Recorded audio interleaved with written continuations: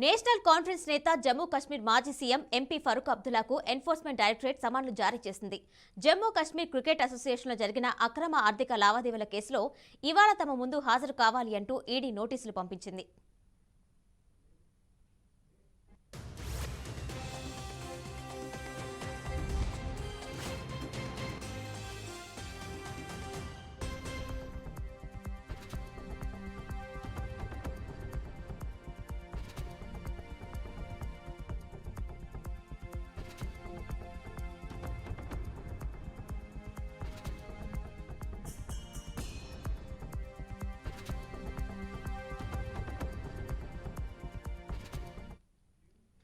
2001 నుంచి 2012 మధ్య జేకేసీఏ అధ్యక్షుడిగా ఉన్న కాలంలో ఫరూక్ అబ్దుల్లా అధికారిక దుర్వినియోగానికి పాల్పడి నిధులు అక్రమంగా వినియోగించినట్టు ఈడీ ఆరోపిస్తుంది.